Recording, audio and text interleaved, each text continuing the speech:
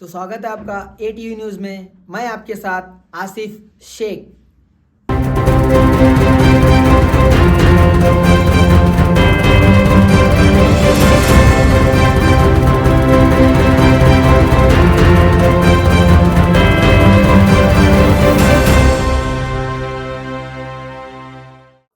ಅಲ್ಲಿ ನಮ್ಮ ಇವರು ಸಿದ್ದೇಶ್ವರ ಶಿವಮೊಗ್ಗ ಅಂತ ಹೇಳಿ ಮೊದಲು ಚೇರ್ಮನ್ ಇದ್ರು.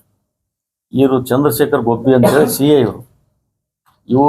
ಆಮೇಲೆ ಅದರಲ್ಲಿ ನಮ್ಮ ಗುಡ್ಡೋಡಿಗೆ ಅವರು ಎಲ್ಲೋದ್ರು, ಗುಡ್ಡೋಡಿಗೆ ಇಲ್ಲ, ಹಳಬರು ಇವರೆಲ್ಲ, ಗಣಿ ಅವರು, ಪ್ರಕಾಶ್ ಗಣಿ ಅವರು, ಇವರೆಲ್ಲರೂ ಮೊದಲಿಂದ ಮಾಡ್ಕೊತ ಬಂದಿದ್ರು. ಅವರು ನಮಗೆ ದುದ್ನಿ ಅಜ್ಜವರು ಒಂದು ಹೇಳಿದ್ರು, ಹಳೆ ಎತ್ತ ಹೊಸ ಎತ್ತ ಕೂಡಿ ಅದನ್ನ ಗುಡಿ ಕಟ್ಟಿ ಒಂದು ಕಳಸ ಇಡ್ರಿ ಅಂತ ಹೇಳ್ಯಾರ. ಅದೊಂದು ಮಾಡ್ಬೇಕಂತ ಒಂದು ತಾಯಿ ಸೇವಾ ಮಾಡ್ಬೇಕಂತೇಳಿ ಮುಂದೆ ಸಾಗಿ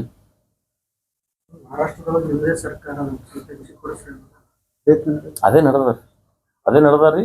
ಈಗ ಒಂದೇ ಮಾತಿಗೆ ಮೊನ್ನೆ ಒಂದು ಲೆಟರ್ ಕೂಡ ನಾವು ಕೊಟ್ಟ ನಂತರ 5 ಕೋಟಿ ರೂಪಾಯಿ ಈಗಾಗಲೇ ನಾವು ಪ್ರಸ್ತಾವನೆ ಕಳಿಸ್ಬಿಟ್ಟಾರೆ. ನಾವು ಇದು ಮಾಡೋದು ನೋಡಿ ಅವರೇ ಸ್ವಯಂ ಪ್ರೇರಣೆಯಿಂದ ಅವ್ರು ಹೆಂಗೆ ತಿಳ್ಕೊಂಡ್ರೋ ಗೊತ್ತಿಲ್ಲ. ನಮ್ಮ ಕರ್ನಾಟಕದವರು ತಿಳ್ಕೋಬೇಕು, ಇನ್ನೂ ಭಾಳ ತಿಳ್ಕೊಬೇಕು. ನಮ್ಮ ಕರ್ನಾಟಕದವ್ರು ಯಾಕೆ ತಿಳ್ಕೊಬೇಕಂತಂದ್ರ 92% ನಮ್ಮ ಕರ್ನಾಟಕ ಮಂದಿ ಇರ್ತಾರೆ.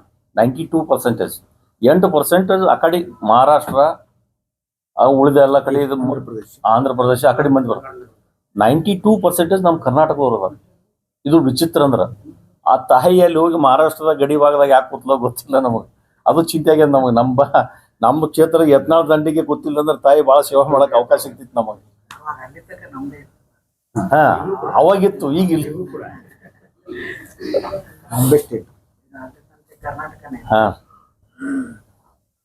ಅದಕ್ಕೆ 1ನೇ ತಾರೀಕಿಗೆ ಎಲ್ಲರೂ ನಾವು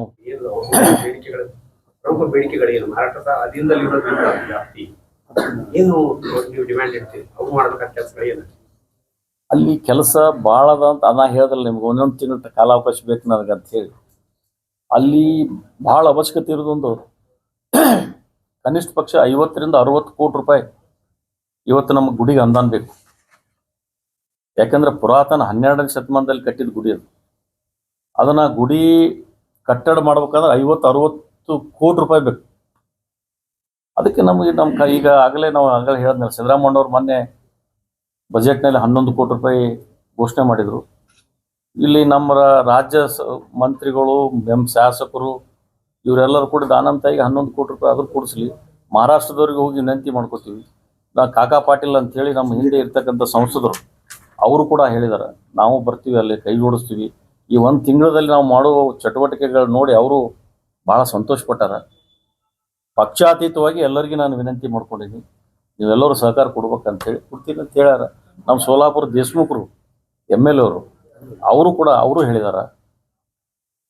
ಆಮೇಲೆ ಹಿಂದೆ ಇರ್ತಕ್ಕಂಥ MP ನಮ್ಮ ಶ್ರೀಗಳು ಸೋಲಾಪುರ MP ಅವರು ಗೋಡ್ಗಾಂವ್ ಅವರು ಕೂಡ ಹೇಳ್ಯಾರ, ಜೈ ಸಿದ್ದೇಶ್ವರ ಶ್ರೀಗಳು. ಎಲ್ಲರೂ ಸಹಕಾರ ಕೊಡ್ತೀನಿ ಅಂತ ಹೇಳ್ಯಾರ. ತಾಯಿ ಆಶೀರ್ವಾದದಿಂದ ಮುಂದೆ ಸಾಕ್ತೀವಿ. ನಿಮ್ಮೆಲ್ಲರ ಸಹಕಾರ ಇರಲಿ. ನೀವು ಒಂದು ಸ್ವಲ್ಪ ಎಲ್ಲರೂ ಕೂಡ ಸ್ವಲ್ಪ ಐಗೆ ಒಂದು ಸ್ವಲ್ಪ ಎಣ್ಣೆ ಕೊಡ್ರಿ. ಹಂಗೆ